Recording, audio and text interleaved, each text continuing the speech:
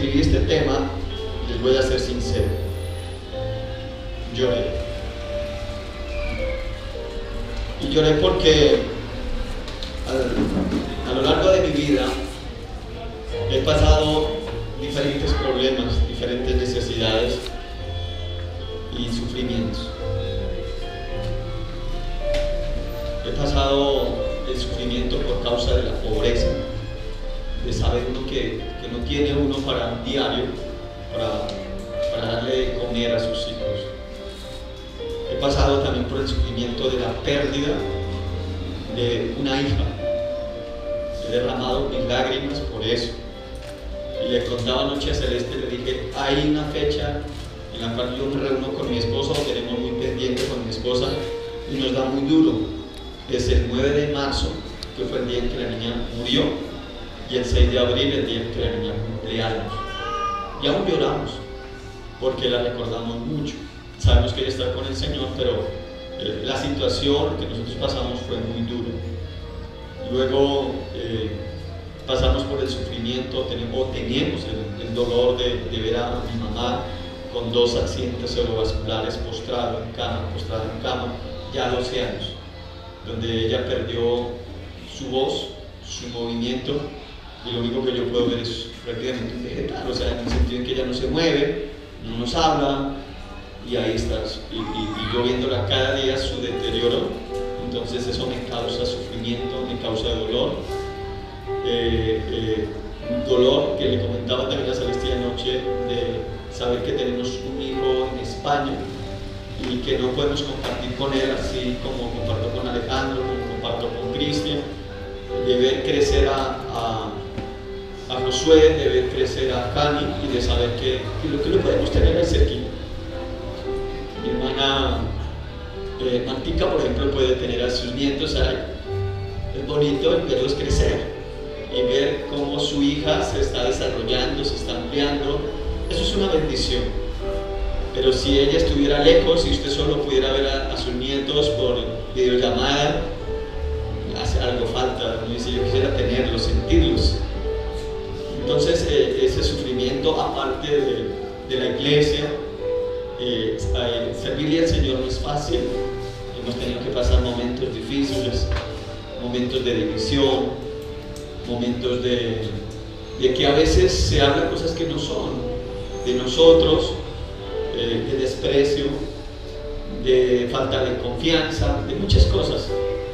En la obra he derramado mis lágrimas porque he tenido que aprender a depender de Dios, de personas a las cuales tú le entregaste tu vida, y el día menos pensado, ¡pum!, digamos así, un golpe seco, y queda, ¿qué pasó acá, Dios mío? Sí. Entonces, cuando estaba haciendo esta charla, se me ocurrió ponerle la fidelidad de Dios en el sufrimiento. ¿Cuántos saben que Dios está ahí? Cuando le puse este título, lloré, porque fue algo que penetró en mi corazón. Y la pregunta en esta mañana es, ¿cuántos de los que estamos en este lugar no hemos pasado momentos difíciles? Yo creo que sí. Gracias, Victor. Yo creo que todos hemos pasado momentos difíciles. Yo creo que todos hemos llorado en algún momento. Y nos hemos hecho la pregunta, ¿Dios está ahí? Sí, Dios me dice que sí ha estado ahí, que sí, que su mano siempre me ha acompañado, que su mano no me ha dejado, y que nunca me va a soltar, me dice Dios. Entonces le decía al Señor, Señor, ¿cómo animar a una persona que está pasando un sufrimiento, que está pasando una necesidad? ¿Cómo decirle a esa persona que Dios está con él, que Dios está con ella? Sabemos que hay muchas personas que en medio del sufrimiento, muchos tienden a apartarse del Señor, porque el enemigo les dice o les susurra en el oído, Dios no está contigo, tú estás solo. Dios no te ha abandonado. Y muchos se apartan porque no ven una respuesta pronta en el Señor. Creemos que Dios está en la obligación o en el momento que debe de contestar ya, porque el sufrimiento mío es muy grande. Entonces yo creo que Dios debe de contestar y debe de actuar rápidamente. Pero muchas veces Dios no actúa rápidamente como yo pienso que Él tiene que actuar. Y eso tiende a desfallecernos en la fe, a no seguir adelante. El Señor me enseñó algo, y es que el sufrimiento no puede determinar mi relación con Cristo como el gozo. O sea, quiere decir que si yo tengo sufrimiento, no puede alejarme del Señor o acercarme al Señor. O el gozo no me puede acercar ni tampoco alejar. Las dos cosas deben estar en su lugar. El que debe de tener su lugar soy yo. No esas cosas pueden influenciar en mi vida. Entonces, cuando el Señor me habla de esa manera, Él me lleva a una hermosa palabra, y me gustaría que la viéramos en esta mañana, y lo que Dios nos quiere enseñar en Primera de Pedro, capítulo 1. Primera de Pedro, capítulo 1. El apóstol Pedro escribió solo 2 cartas. Solo 2 cartas. El que más escribió cartas en el Nuevo Testamento fue el apóstol Pablo. Creo que tenemos 13 epístolas del apóstol Pablo y solo 2 cartas del apóstol Pedro. El apóstol Pedro es conocido como el apóstol de los judíos. Se dice que el apóstol Pedro predicaba más a los judíos que a los mismos gentiles. El predicador de los gentiles es conocido el apóstol Pablo. Así que el apóstol Pablo se dedica más a predicarles a los de su nación, a los judíos. Sabemos que el oficio del apóstol Pedro era pescador. De esa manera se ganaba la vida. Sabemos que el apóstol Pedro era muy temperamental, que de un momento a otro él decía sí, y de un momento a otro como que, ¿qué dije? Sabemos cuando le dijo al Señor, yo no te voy a negar, y el Señor le dijo, no, usted me va a negar, antes de que cante el gallo me habrás negado 3 veces, y él dijo, no, es más, mi muerte pondré, mi vida pondré por ti, y el Señor le dijo, usted me va a negar. Luego le dijo, ¿qué decía la gente que yo era? Le hace la pregunta al Señor Jesús a sus discípulos, y es el primero que contesta. Dice, la gente dice que tú eres Elías, que tú eres Juan, o alguno de los profetas. Y el Señor le pregunta a Pedro, ¿y tú quién dices que soy? Y dice, tú eres el Hijo del Dios Altísimo, el Cristo, el Hijo del Dios Altísimo. Entonces Pedro era muy emocionante, y el Señor dice, bienaventurado eres tú, Pedro, porque no te lo reveló carne ni sangre, sino mi Padre que está en los cielos. Pero en ese mismo capítulo el Señor les anuncia a sus discípulos de que tienen que ir a la cruz, de que tienen que morir. Y el apóstol Pedro es el primero que dice, no, Señor, que de ninguna manera te acontezca esto, ten compasión de ti mismo. Y el Señor mismo le decía, apártate de mí, Satanás. En ese mismo capítulo le sube a Pedro, y un momento a otro le dice a Pedro, apártate de mí, Satanás. Entonces, cuando uno dicen algunos teólogos que dicen algunos, es terrible lo que la gente puede hablar sin saber y sin conocer. Dicen algunos que el más ignorante de los discípulos del Señor era el apóstol Pedro.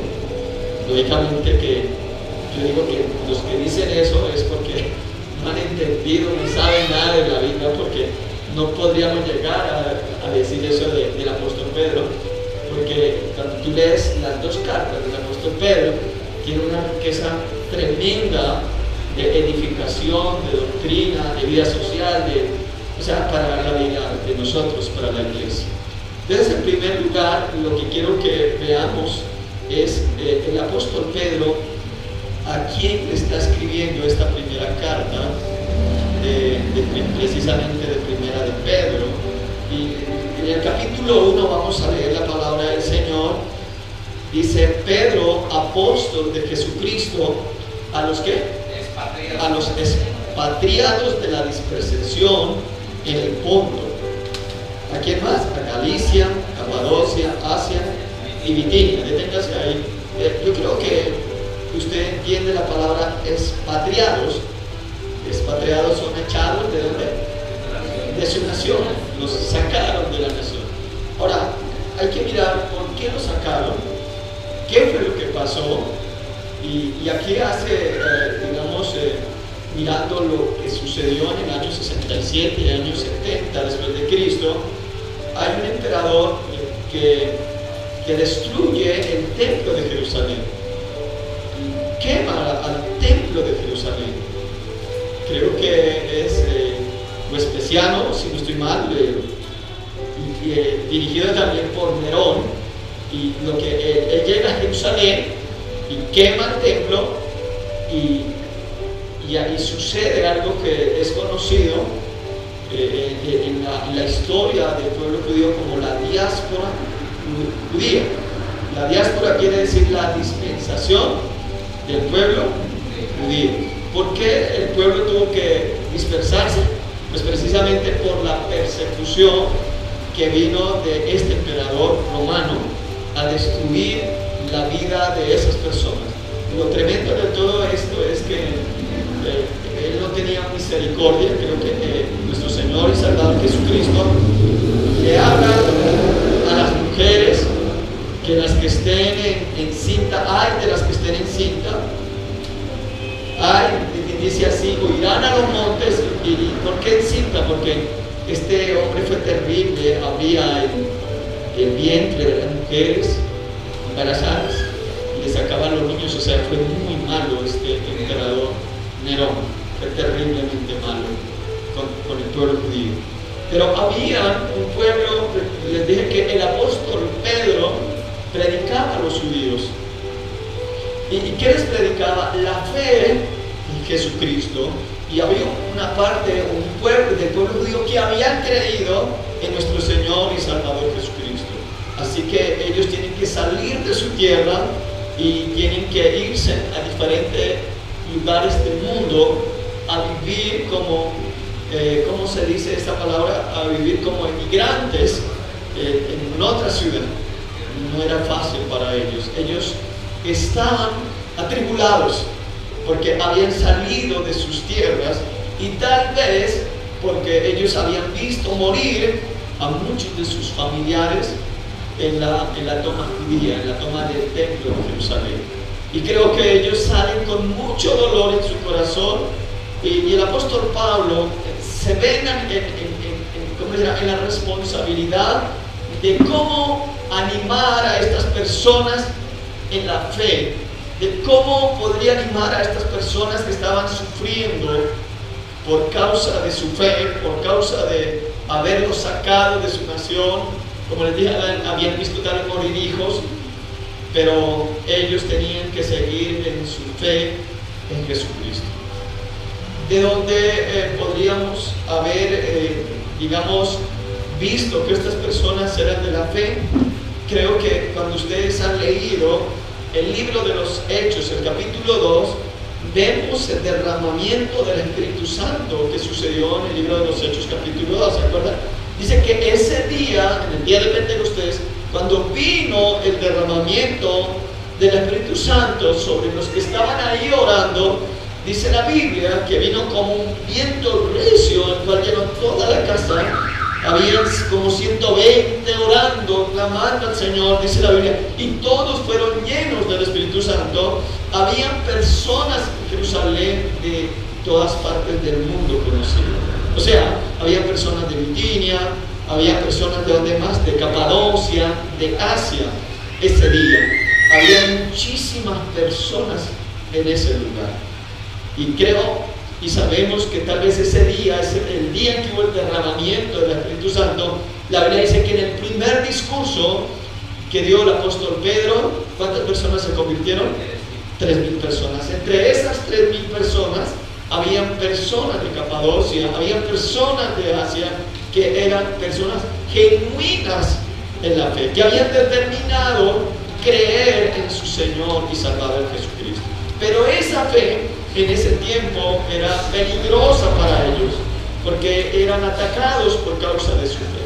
Así que el apóstol el apóstol Pedro tiene que hablarles a ellos sobre la esperanza de Cristo, sobre la esperanza salvadora. Entonces, me gusta lo que dice el versículo 2, dice, elegidos, en 1 Pedro, versículo 2, dice, elegidos según la presciencia de Dios Padre, en santificación del Espíritu, para obedecer y ser rociados con la sangre de Jesucristo, gracia y paz os sean multiplicados. Mira que el apóstol Pedro le está hablando a estas personas que habían sido expatriadas. Ustedes han sido elegidos ¿por quién? Por Dios. Nos habla en estos primeros 2 versículos, nos habla sobre la Trinidad, nos habla sobre Dios que los eligió, la sangre de Jesucristo que los limpia, la santificación del Espíritu Santo. Y habla de que fueron elegidos, que fueron salvados por el Señor Jesucristo. Ahora, hay que tener algo claro aquí, amados hermanos, y es que todos nosotros los que hoy estamos en este lugar, en este recinto, hemos sido elegidos por Dios para salvación. ¿Cuántos lo creen en esta manera? Hemos sido consolados por el Espíritu Santo para permanecer en la fe, para continuar en la fe. Pero ¿cuál es la esperanza que tenemos? Lo primero que dice el apóstol Pedro a estas personas es: bendito el Dios y Padre de nuestro Señor Jesucristo, que según su grande misericordia nos hizo renacer para una esperanza viva y por la resurrección de Jesucristo de los muertos. Dos cosas acá. Nos habla de la condición nuestra que teníamos antes de nosotros conocer a Cristo. ¿Cómo estábamos nosotros? Mire, que nota la palabra renacer. Quiere decir que estábamos, ¿qué? Muertos. El apóstol Pablo le dice a los efesios: cuando estábamos muertos en vuestros delitos y pecados, Él os dio vida. Usted y yo estábamos muertos en vuestra condición caída.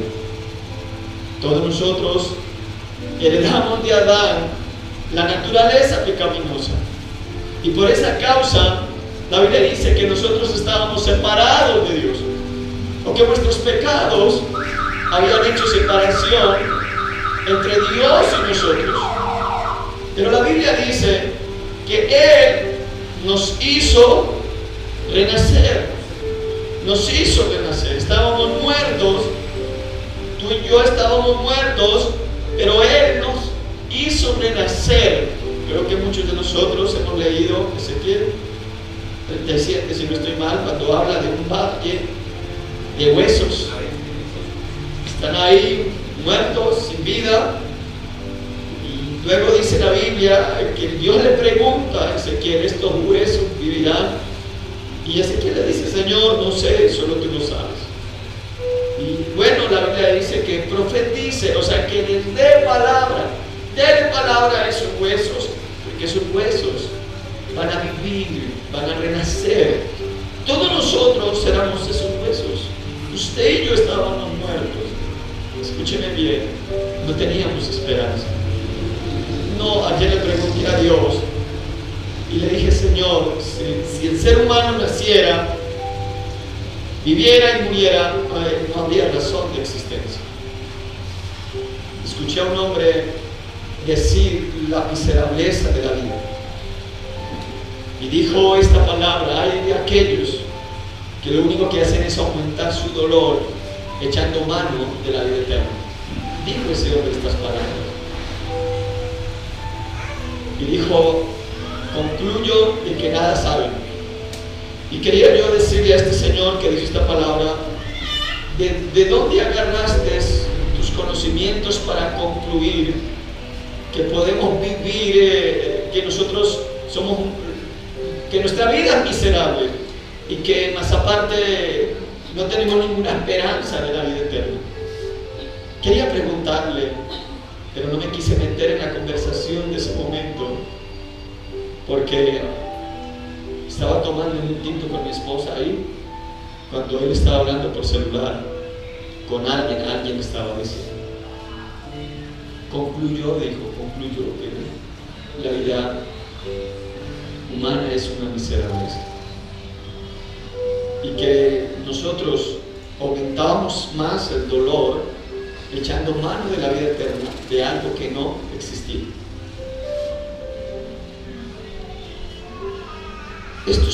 Estas personas están sufriendo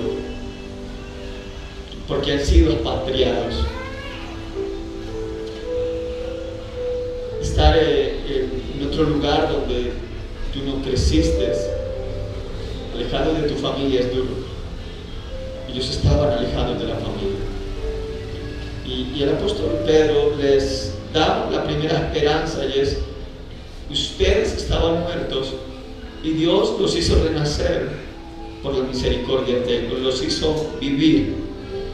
O sea, ellos decían, bueno, está bien, estamos vivos, pero estamos sufriendo. Bueno, el que sufre es uno que está vivo, porque si tú estás muerto no sientes dolor. ¿De qué vas a sufrir? Ya no vas a sentir nada. Entonces el apóstol Pedro les dice: nos hizo renacer, ¿para qué? Para una esperanza viva. ¿Qué quiere decir? Antes no teníamos esperanza en nada, estamos muertos, pero Él nos hizo renacer para tener ahora esperanza. ¿Qué?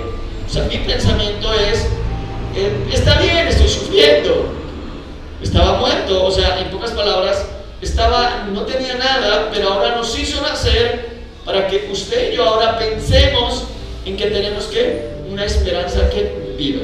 ¿Y cuál es la esperanza viva? Lo primero que nos habla el apóstol Pedro aquí es sobre la resurrección de Jesucristo de los muertos. Si alguien dice que la vida termina con la muerte, nuestro Señor y Salvador Jesucristo nos dijo que no terminaba ahí. No termina ahí, porque Él mismo murió, pero Él, ¿qué pasó? Pero Él resucitó. ¿Cuánto le dan un aplauso al Señor? Él resucitó.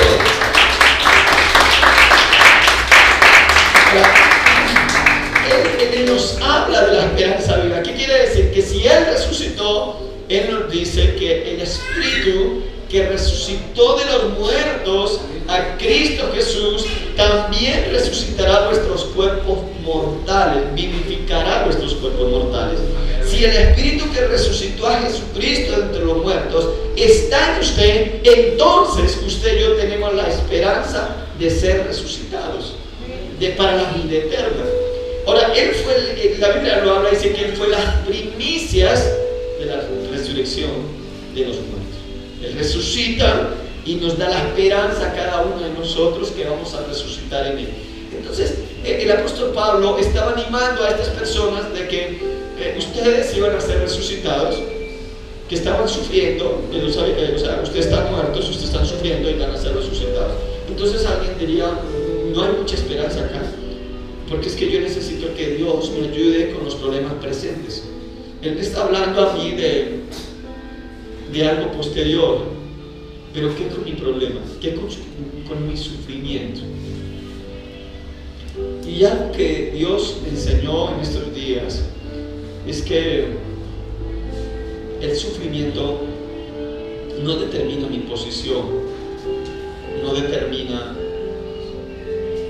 O sea, puede ser que en un lapso de tiempo el sufrimiento esté aquí en la tierra, pero va a ser mucho más glorioso lo que yo voy a vivir con Cristo. Se lo voy a decir en otras palabras. ¿Cuántos saben que Cristo sufrió en la cruz del Calvario? ¿Cuántos hemos realmente llorado cuando hemos visto la pasión de Cristo? O no sé si usted ha tenido algún encuentro con el Señor, de verlo en la cruz del Calvario. Bueno, por lo menos cuando yo conocí al Señor, lo pude ver en la cruz. Y yo estaba ahí. Fue mi experiencia, no puede ser la tuya, pero fue la mía. Yo vi a Jesús en la cruz del Calvario. Yo lloraba, y bueno, Señor, porque estás en la cruz. Entonces, aquel día le dije, Señor, yo te amo, ¿qué tengo que hacer? Y el Señor me dijo, predica mi palabra. Yo no sabía mucho de la Biblia, pero algo que el Señor me enseñó en estos días fue una palabra muy maravillosa. Luis Carlos, ¿usted me ama? Y yo creo que el Señor le haría esta mañana esta pregunta: ¿usted me ama? ¿Cuántos aman aquí al Señor? Entonces el Señor dice, si usted me ama, ¿estaría dispuesto a sufrir por mí? Yo sufrí por ti hasta la muerte. ¿Usted me ama de tal manera que estaría dispuesto a sufrir por mí? Entonces yo no sé cuántos aquí estén dispuestos a sufrir por Cristo, porque cuando vamos a la iglesia nos gusta que nos hablen de la bendición económica, nos gusta que nos hablen del dinero, de que vas a ser próspero, de que no sé, todo eso.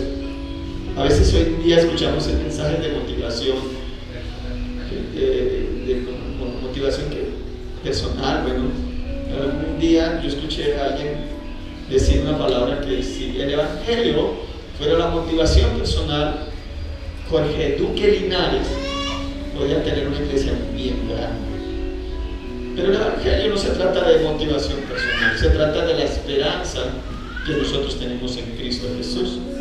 Entonces, ¿qué dice la Biblia? La Biblia dice, para una herencia, ¿qué? Para una herencia incorruptible, incontaminada, inaccesible, reservada en los cielos, ¿para qué? Para vosotros. El Señor dice, hay un lugar reservado para ustedes, hay un lugar que el Señor ha preparado para ustedes, y tienen que soportar las pruebas. Dios me muestra a mí la palabra del Señor de que Job pasó una situación bastante difícil. Creo que nadie de los que estamos acá hemos pasado lo que Job tuvo que pasar, pero algo que Dios me deja ver en su palabra es que Dios siempre estuvo con Job, que Dios nunca dejó a Job, aún en medio de su dolor, en medio de su llanto.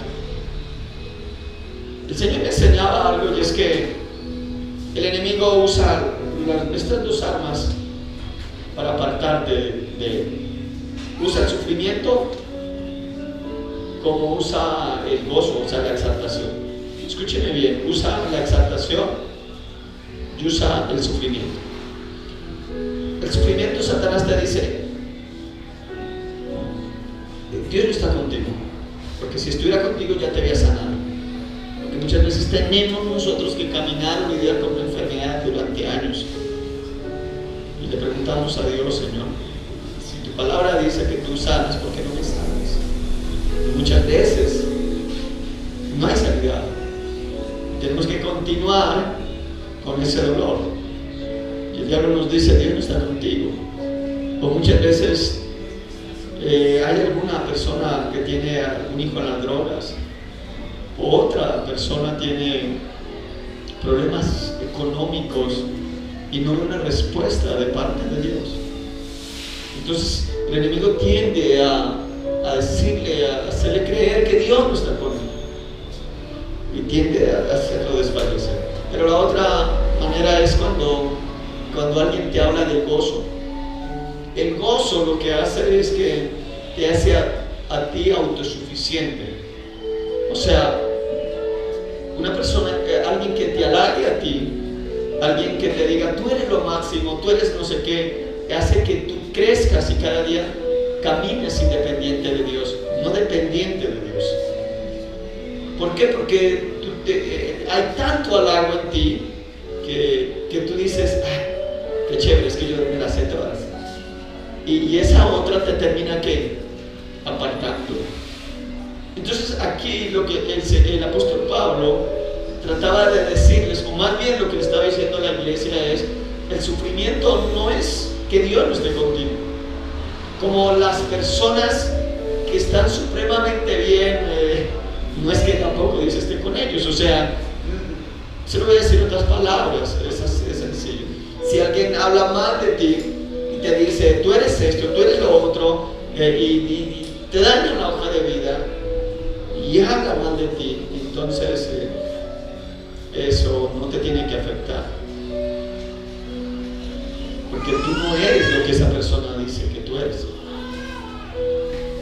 ¿Quién es el que sabe de quién eres? ¿Quién es el que sabe eso? Yo soy el que sé quién soy. ¿Cómo otra persona va a saber quién soy yo? ¿Me está comprendiendo? ¿Cómo otro puede saber quién soy yo?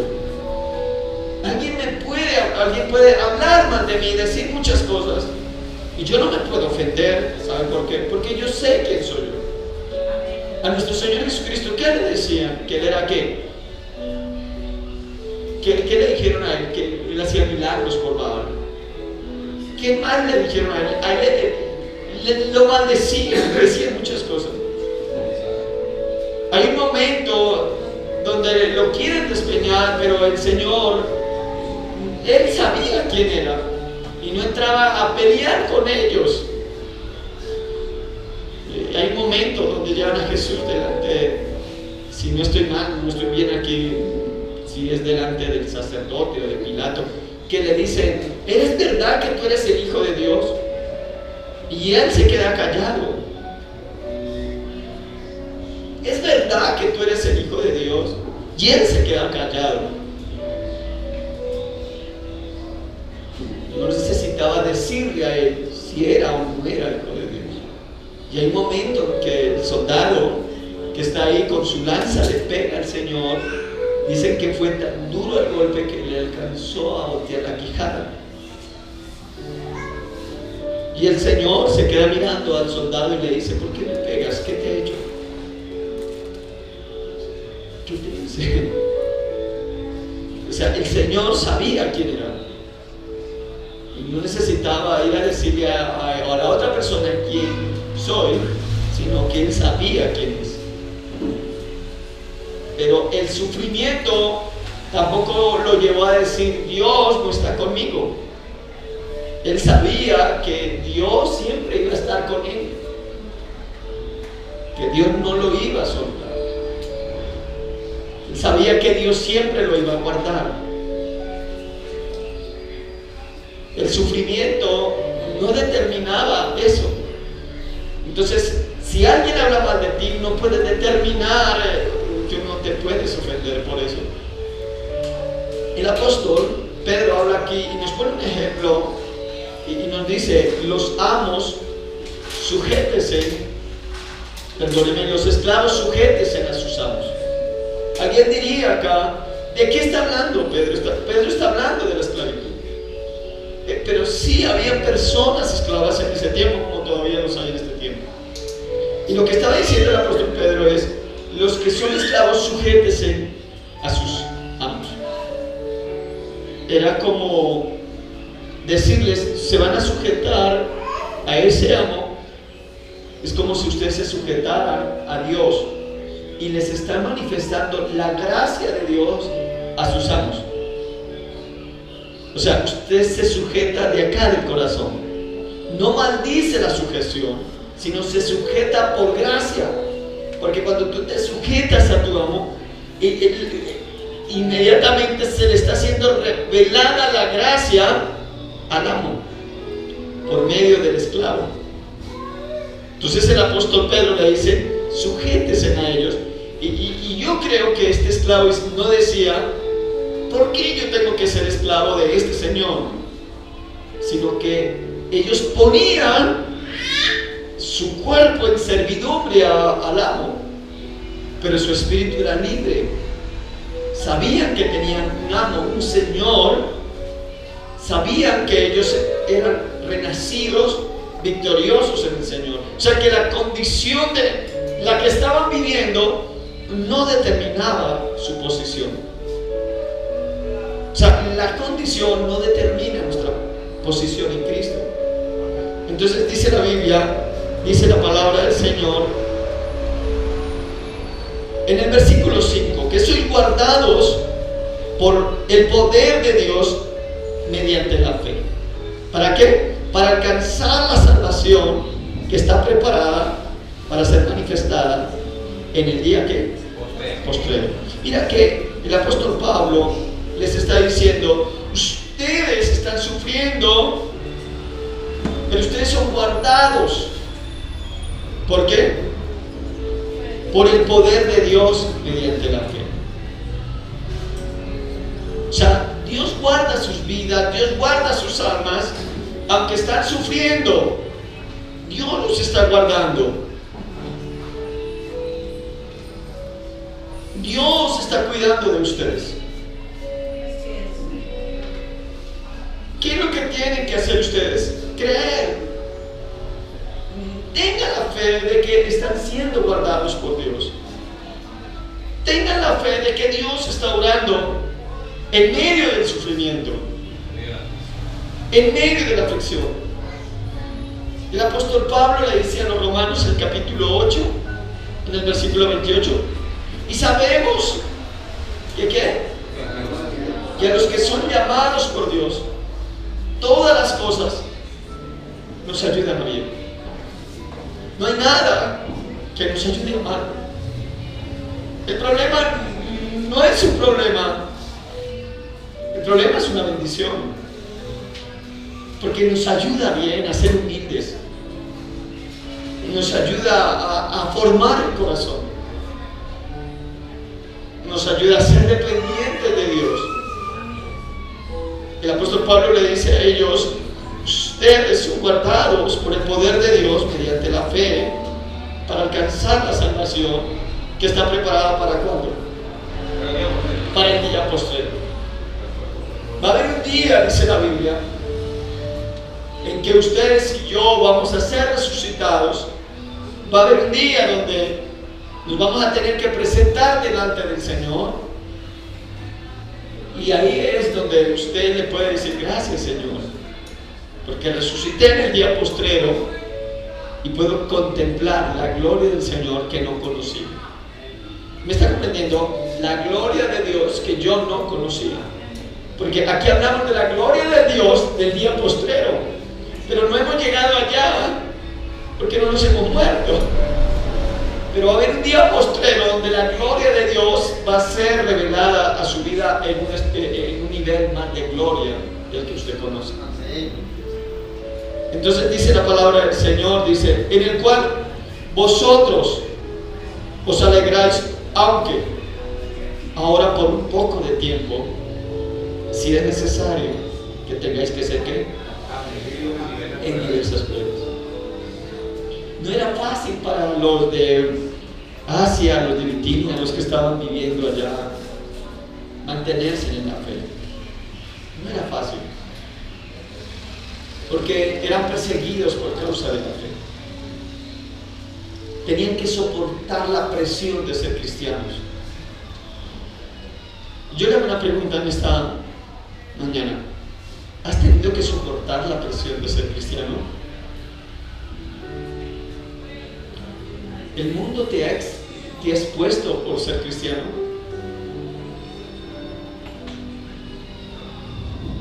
¿El mundo te persigue por ser cristiano? Si el mundo no te persigue por ser cristiano, estoy dudando de que seas cristiano,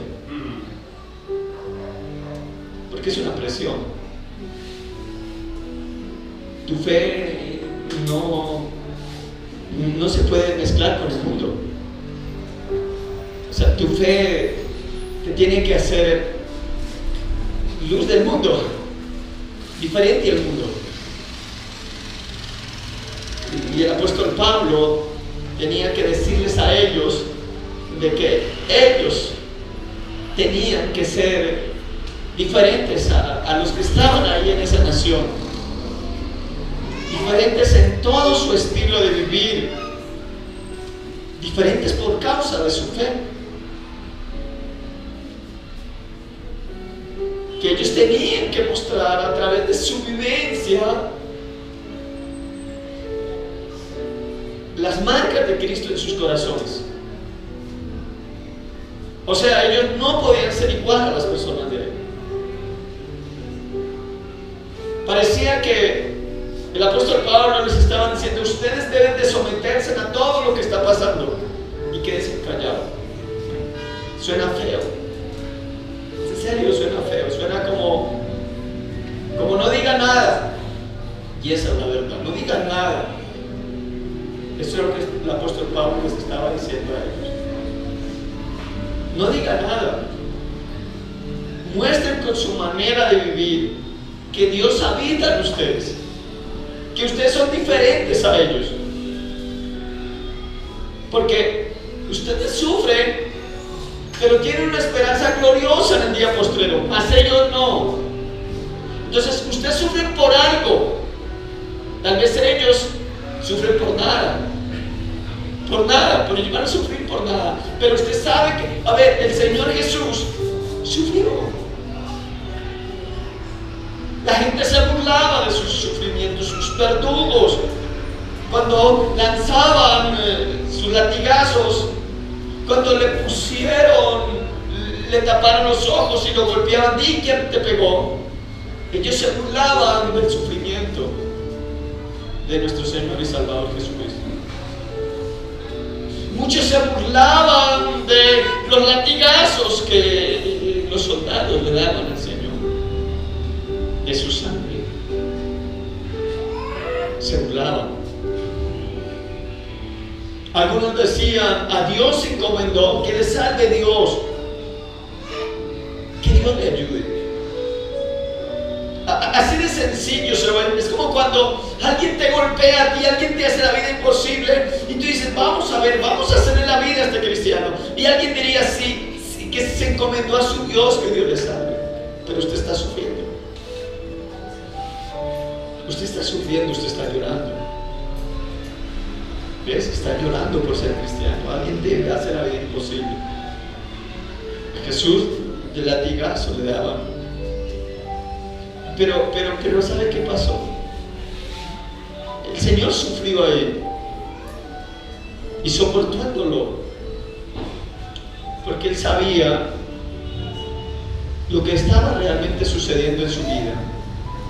Y Él sabía que lo que Él estaba sufriendo no era comparable con la gloria que el Padre le iba a dar a Él. Es lo mismo. A veces sufrimos, a veces lloramos porque nada nos sale.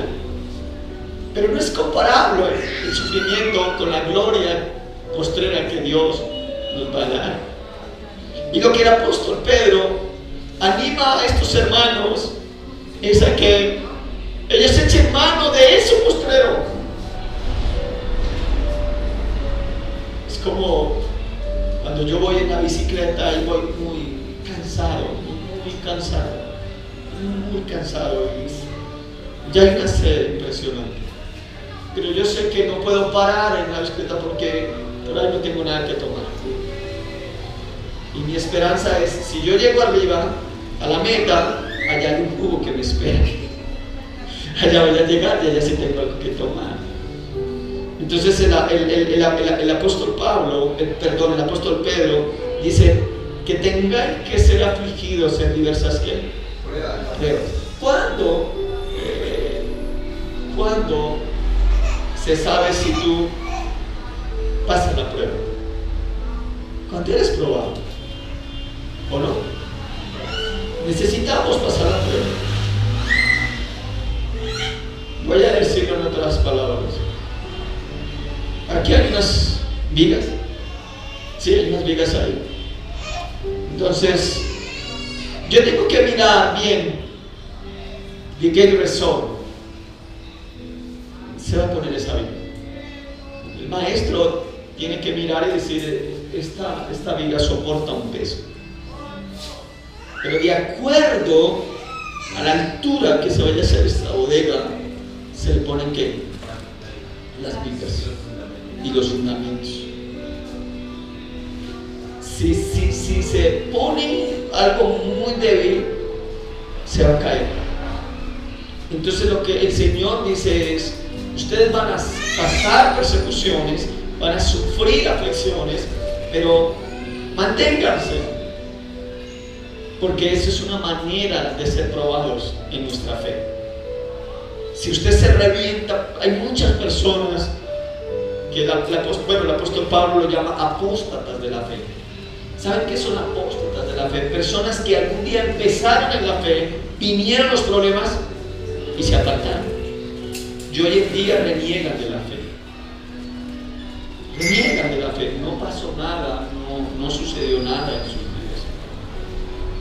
Yo no sé, pero yo creo que yo sí voy a ver la gloria de Dios en mi vida. La vamos a ver. Entonces tenemos que soportar.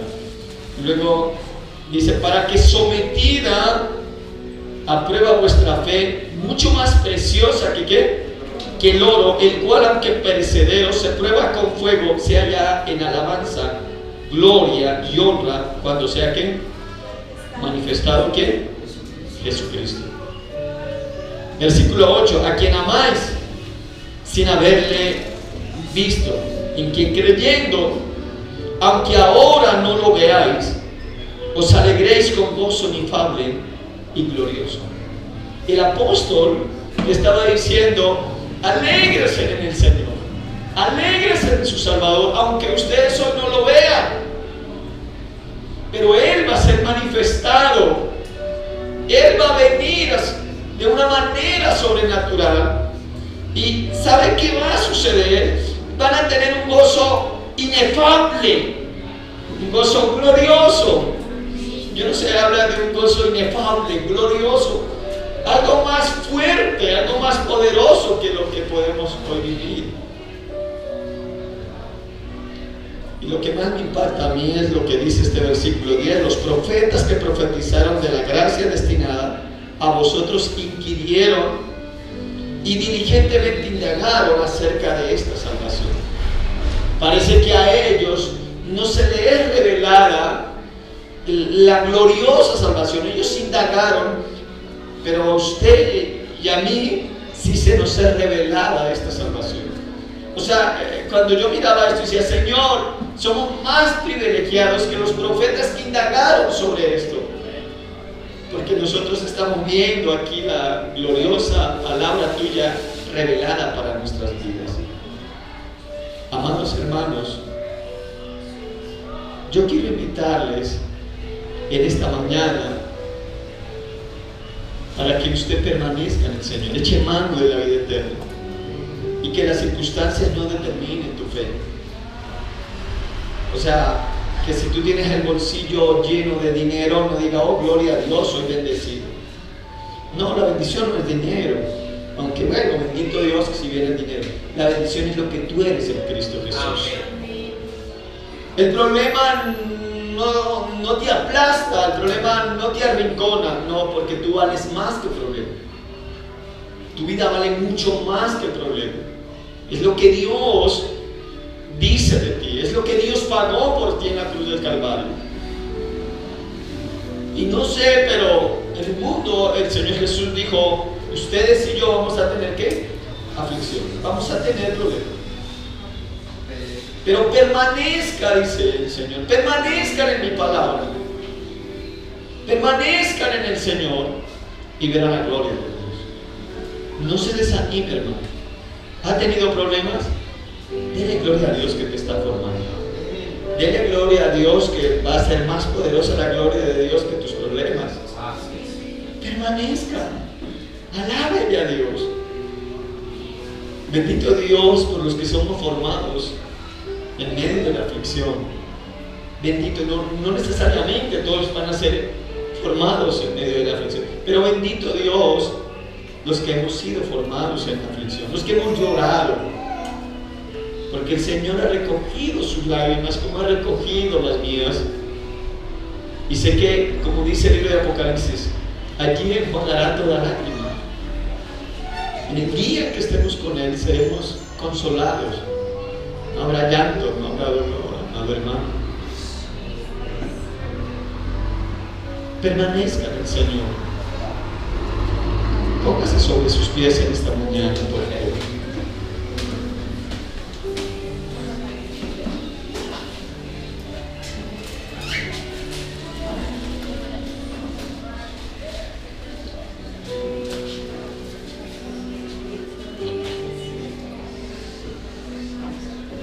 El sufrimiento tiene fecha de vencimiento. Todo en algún momento tiene que caducar.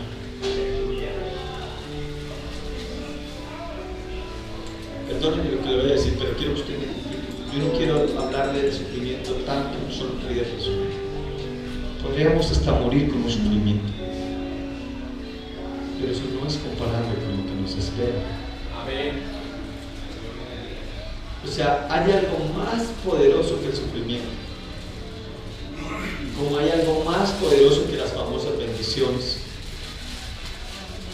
O sea, yo podría decirle al Señor: Señor, dame de tus bendiciones, y el Señor podría derramar de sus bendiciones y llegar hasta aquí y conocer solo la mano de Dios en sus bendiciones. Hasta ahí llego. Conozco todas las bendiciones de Dios. O estoy en este lugar y le digo: Señor, tengo tanto sufrimiento que tú no estás conmigo, y me puedo quedar ahí en el sufrimiento. También hasta ahí llegué. Entonces, lo que yo tengo que hacer es pasar más allá de las bendiciones y saltar, o sea, no quedarme en las bendiciones, sino y saltar lo glorioso que es mi Señor. Lo mismo pasa acá. Yo estoy acá en el sufrimiento y estoy sufriendo, y derramo mis lágrimas porque me duele mi alma, porque me duele mi cuerpo. Pero hay algo más poderoso que mi alma y mi cuerpo. Es la vida eterna, la vida gloriosa que el Señor me está dando. Hoy salen lágrimas, hoy sale dolor, pero hay algo más maravilloso, y es el poder estar con Él. El Señor sabe lo que tú estás viviendo, pero no dejes que el enemigo te frustre. No dejes que el enemigo te meta ahí. En la Biblia hay un hombre que, fruto de su sufrimiento, de su persecución, dijo: Señor, me quiero morir. Y el Señor no le dijo: pobrecito, sí, ha sufrido mucho. No, el Señor le habló y le dijo: no, largo camino te resta. O sea, tienes que seguir. No te vas a quedar en el dolor, porque tienes que sobrepasar el dolor. Por un momento cierre sus ojos. Le pido favor a Maikito que suba acá y me ayude con el teclado. Cierre sus ojos. Levante sus manitos al cielo.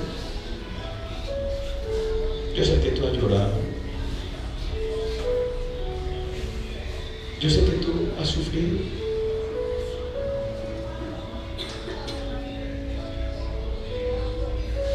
A veces las huellas del sufrimiento se reflejan en nuestro rostro.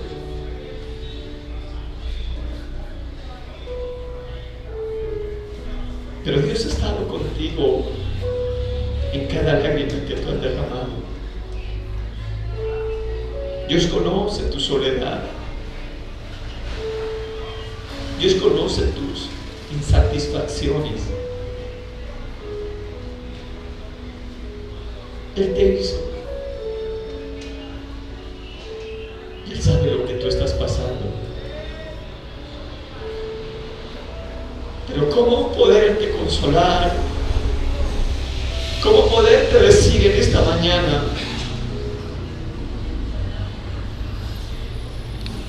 que el Señor está contigo? El Señor en esta mañana te dice: esto que tú estás viviendo no es comparado con lo que yo he preparado para ti. Yo lo sufrí. Yo sufrí el desprecio, hija. Yo sufrí el oprobio. Yo sufrí lo que tú has sufrido. Pero acá estoy, lleno de gloria. Yo estoy acá para esa gloria que yo tengo, compartirla contigo. Padre, en esta mañana yo te doy gracias por tu presencia. Señor, no permitas que el sufrimiento determine lo que somos en ti, mi amado Dios. No permitas, Dios, que el enemigo nos haga dudar, Dios, de que tú no estás con nosotros en medio del sufrimiento. Él ha estado ahí. Él ha estado ahí. Y le dije, Señor, tú estuviste conmigo aquel día en que me dieron esa noticia que mi hija murió. Y el Señor me dijo, ahí estaba contigo para consolar tu corazón y sacar tus lágrimas. Y hoy el Señor te dice, hija, yo estoy acá. Yo estoy aquí para consolarte. Yo estoy aquí para darte fuerzas. Yo estoy aquí para decirte, no tengas temor, que yo estoy a tu lado. Señor, en esta mañana te ruego que me dejes sentir tu presencia. En esta mañana te ruego, Dios, que cada persona que está en este lugar pueda experimentar tu amor, tu consuelo. Espíritu Divino, en esta mañana consuela a cada persona que está acá. El Señor va contigo. El Señor te dice, yo te hago más que vencedor en medio de las pruebas. Yo te ayudo, porque esa carga que tú llevas, yo la llevo contigo.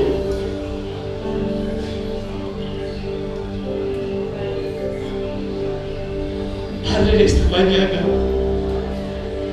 yo te doy gracias.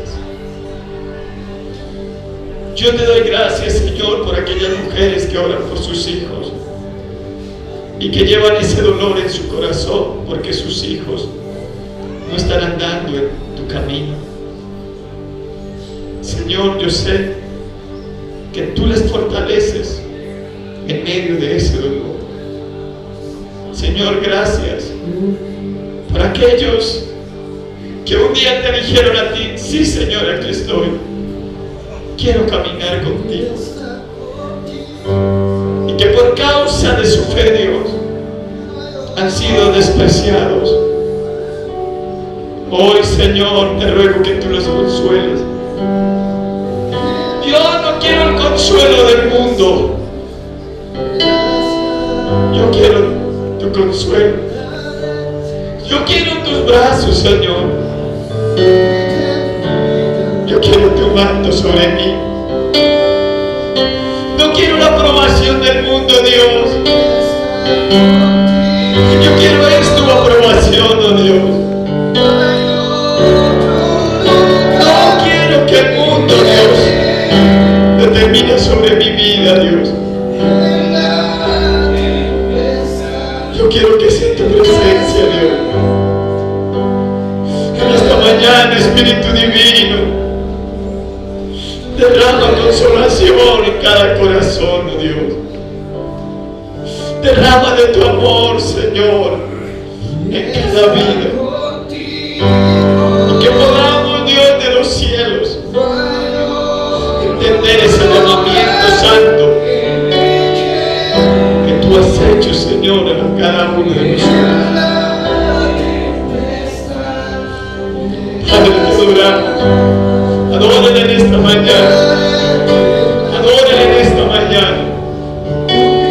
Quiero decirte algo. Cuando Esteban era apedreado, cuando cada piedra que caía sobre el rostro, sobre el cuerpo de Esteban, Esteban podía ver al Señor, dice, podía ver los cielos abiertos y el Señor sentado a su diestra. Pero ese dolor no era comparable con lo que se le había sido revelado a Esteban. Hoy dígale al Señor: Señor, sé que no es comparable, mi amado Padre, la gloria tuya, tal vez con el dolor, con la angustia presente, Dios. Padre, vivo para tu gloria. Padre, vivo para ti en cada momento de mi vida. Padre, yo te doy gracias en esta mañana.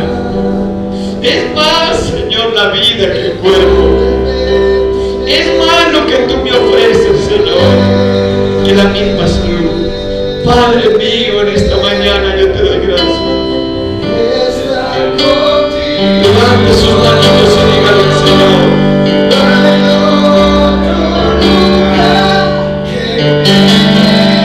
dígale a Él en esta mañana.